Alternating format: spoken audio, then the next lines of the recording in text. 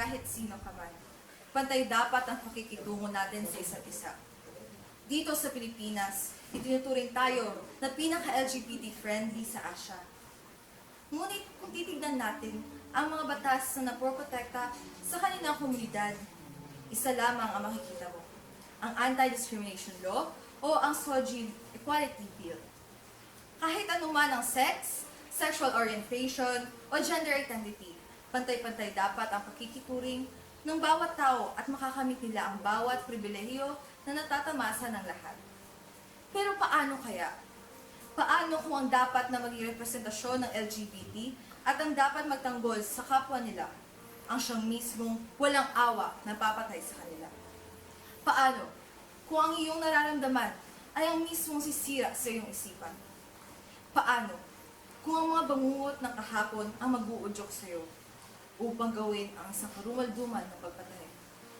Alamin natin ang kwento ni Michael, isang batang kinulong ng takot hanggang sa kanyang paglaki.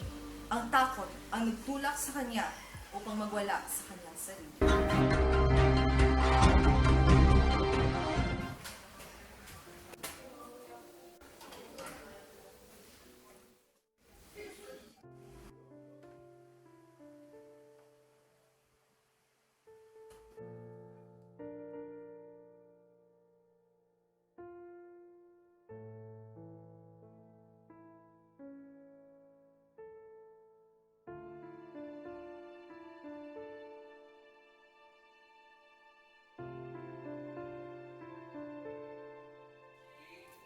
Shane, anak!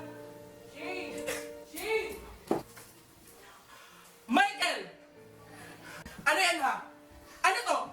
Bakla ka? Bakla ka? Bakla ka? Sagutin mo ako! Tama na pa! Pa! Wala akong pakialam kung anong gusto mo. Magpakalalaki ka. Nakakahiya kang bata ka. Wala ka nang ginawang tama. Ano na lang sasabihin ng kapitbahay natin, ha? Na ako, si Among Solo, lalaking lalaki, tapos may anak na bakla. Pa! Parang awa mo na. Hindi ito ang gusto ko. Intindihin mo naman ako. Amor Solo, tama na! Tama na! Ano ka ba, Umina? Sabihan mo yung anak mo, babakla-bakla. Walang tobyas na bakla. Anak, pasensya ka na. Hindi kita mapagkita.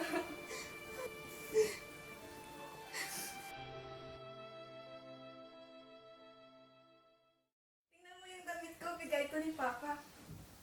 Bakit nagpasa ka? Ha? Wala. Wala to, promise. Parang hindi kita kapatid. Alam ko kung may sugat ka o wala. Sabihin mo sa akin. Kilala mo talaga ako, Shane. Nahuli ako ni Papa. Naglalaro ng lipstick. Kaya ito, imbes na lipstick, pasa ang naabutan ko.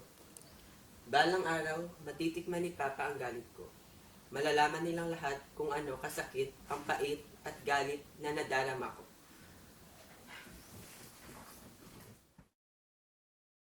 Hello, Precious. Kamusta nang pinapagawa ko sa'yo? Natapos mo na ba?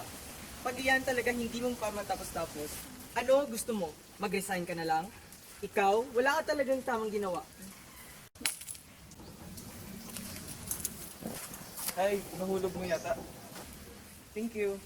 Nagbabadali kasi ako. Oo? Wait, sandali. Hi, I'm Ethan. You seem stressed. Why don't we go out for coffee? Wala kang trabaho? Well, meron ako. Iba na lang, please.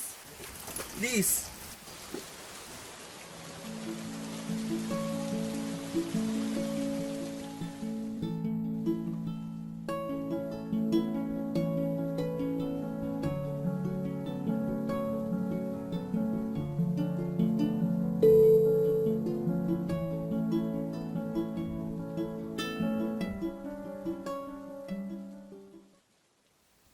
Stop working na please. Masyado ka nang napapagod.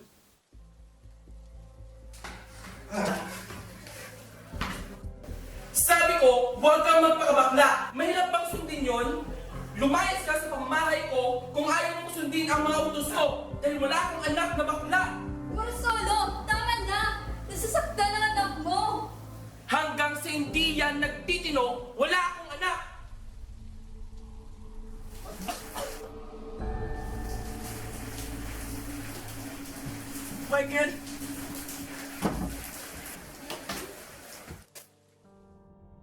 Mula noon, wala nang narinig si Michael mula kay Ethan. Hindi na siya nagpakita dahil sa takot. Para naman kay Michael, may parang umuudyok sa kanya upang gawin muli ito. Dahil sa kabila ng sakit, ay nasasayahan siya tuwing nakikita niyang nagdudusa ang isang tao. Muli itong napukaw ng kanyang nakilala si Mark.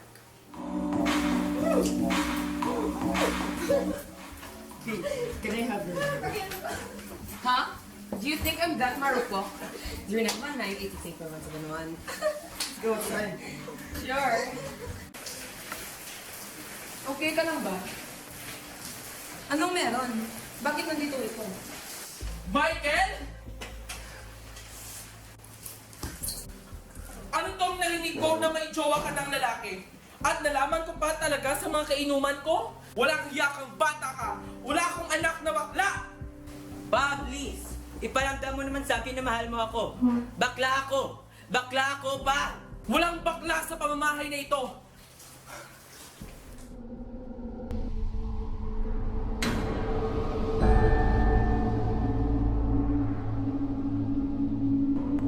Tulungan mo ako. Ha? Bakit? Nakapatay ako. Ang ginawa ni Michael ay nasa ilalim ng Article 248, Service Penal Code. Nagiging murder ang isang kaso dahil may cruelty o sobrang pagpapahirap bago patayin. Ito ay labag sa karapatang pantao, lalo na ang pagpatay ng isang tao. Michael is presumed to be innocent until the Crown has satisfied you beyond a reasonable doubt that he is guilty. The responsibility is on the Crown to prove each element of the crimes Michael has been charged with beyond a reasonable doubt. I now call on the Crown to present their case.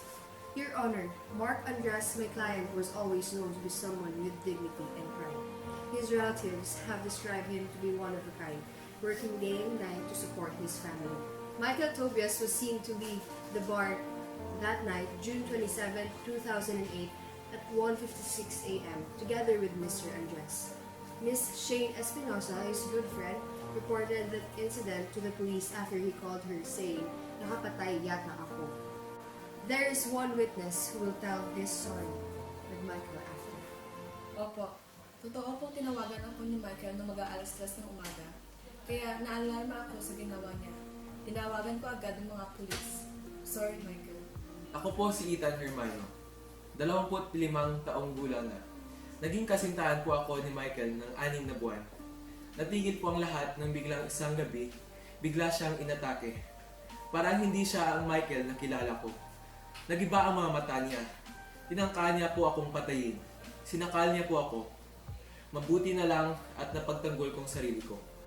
Your Honor, Michael Tobias had admitted all the crimes he committed.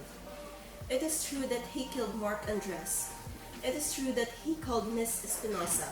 It is true that he had attempted to murder Mr. Ethan Hermano. After a series of interviews, we reached out to a psychiatrist. Mr. Tobias is diagnosed with schizophrenia. He had suffered hallucinations and delusions. He had also a childhood trauma with the hands of his abusive father, based on the Article 12 of the Revised Penal Code. Circumstances which exempts from criminal liability. The following are exempt from criminal liability. 1. An imbecile or an insane person, unless the latter has acted during a recent interval. When the imbecile or insane person has committed an act which the law defines as felony or delito, the court shall order his confinement in one of the hospitals or asylums established for the persons thus afflicted, which he shall not be permitted to leave without first obtaining the permission of the same court. Schizophrenia is a chronic and severe mental disorder that affects how a person thinks, feels, or behaves. People with schizophrenia may seem like they have lost touch with reality.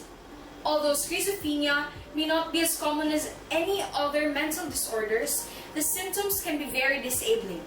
Ang mga sintomas nito comes from hallucinations, delusions, thought disorders, and movement disorders. In Michael's case, nag-hallucinate siya or nakikita niya in some objects ang mga nangyari sa kanya before. This is another effect of traumatic childhood. The abuse and all the things that had happened to him before were affecting his psychosocial factors. Michael Tobias is found guilty, but based on the Article 12 of the revised Penal Code, he will stay in the mental facility for his welfare and safety. No! Pasensya ka na. Kahit na guilty ang inihatol kay Michael, hindi siya ikukulong sapagkat mayroon siyang sakit sa pag-iisip.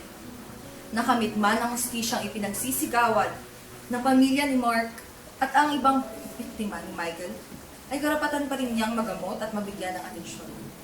Dahil sa diskriminasyon ng LGBT community ay may ibang mga batang kinikimkim at totoo nilang nararamdaman. Isang halimbawa si Michael sa mga ikinapos ng tapon. Masakit man ang naging kapalit, ito ang magiging simula ng panibagong yugto sa kanilang mga buhay. Ito po si Attorney Hazel Herrida na nagsasabing kapag nasa katwiran, ipaglaban mo.